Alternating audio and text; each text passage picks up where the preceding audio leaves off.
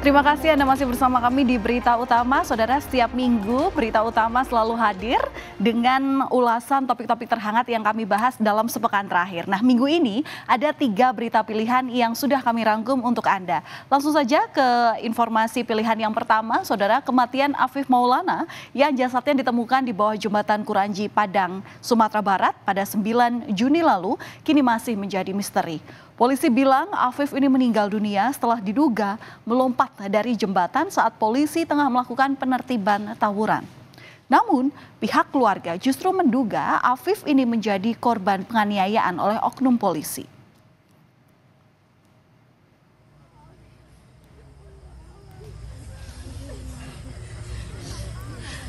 Isak tangis keluarga tak tertahankan saat mengantarkan jasad atau jenazah Afif Maulana ke tempat peristirahatan terakhirnya. Orang tua Afif tak menyangka siswa kelas 7 SMP itu kini telah tiada.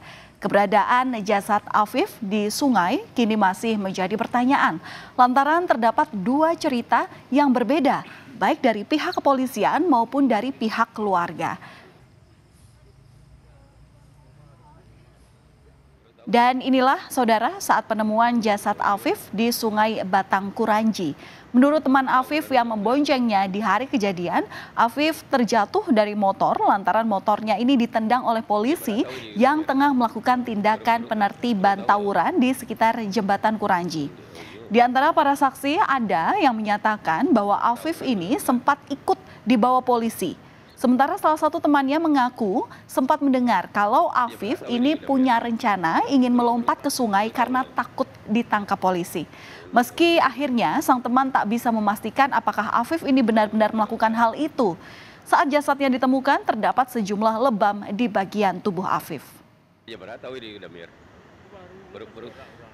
Keluarga Afif merasa ada kejanggalan atas kematian anaknya dan menduga Afif ini menjadi korban penyiksaan oleh oknum polisi lantaran ada luka lebam di sebagian tubuhnya. Selain juga posisi jenazah Afif ini di bawah jembatan yang dirasa mencurigakan, keluarga juga meyakini bahwa Afif menjadi korban penganiayaan.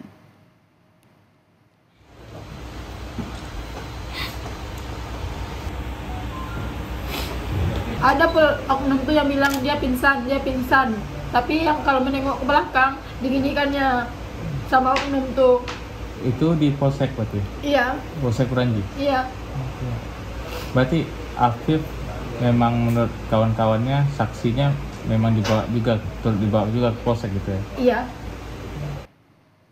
Tewasnya Afif Maulana terjadi di tengah upaya polisi melakukan tindakan penertiban tawuran yang tengah dilakukan sekitar 30 personel polisi pada Minggu dini hari 9 Juni 2024.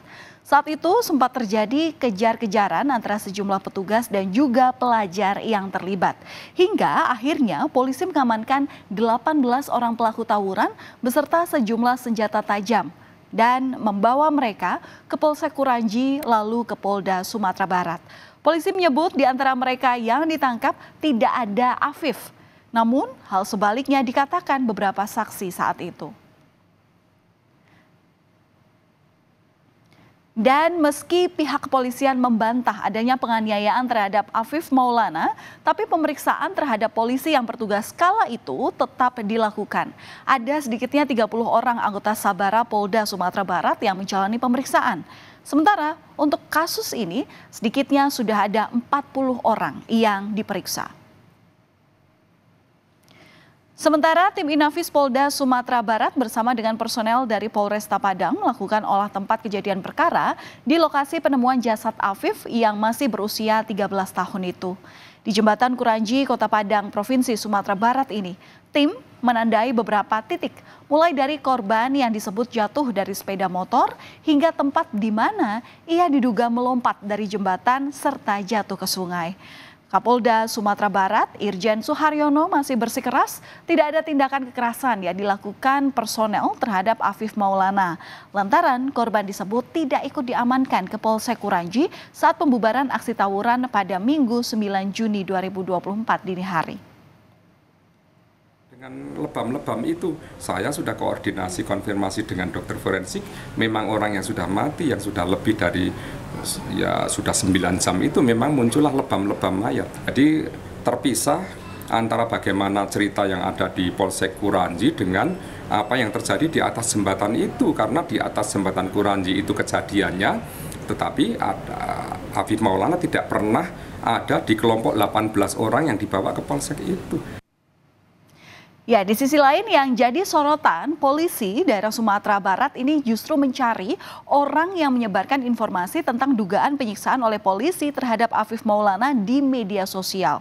Polda Sumbar merasa menjadi korban trial by the press atau pengadilan oleh pers terkait dengan informasi yang dinilai tanpa cukup bukti.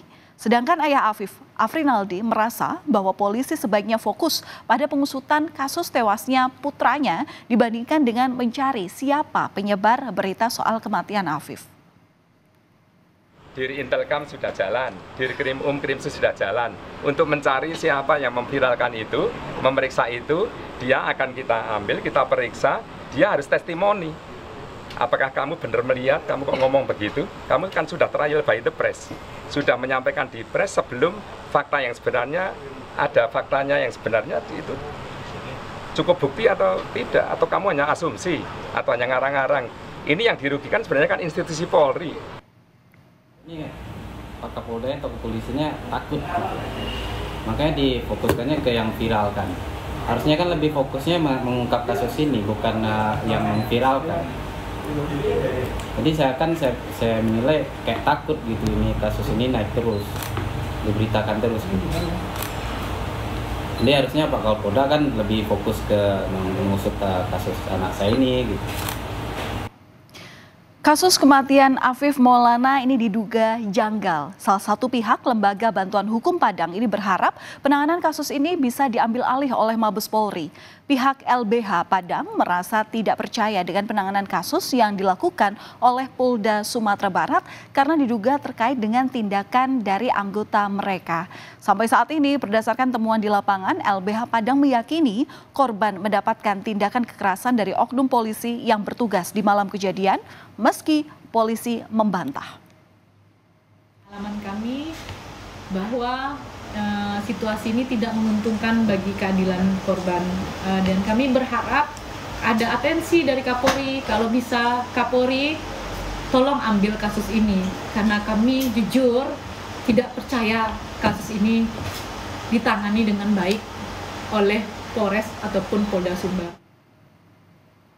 Lembaga Bantuan Hukum Padang ini juga mendatangi Divisi Propam Polda Sumatera Barat untuk memberikan keterangan terkait laporan dugaan kekerasan polisi terhadap pelajar SMP terduga pelaku tawuran.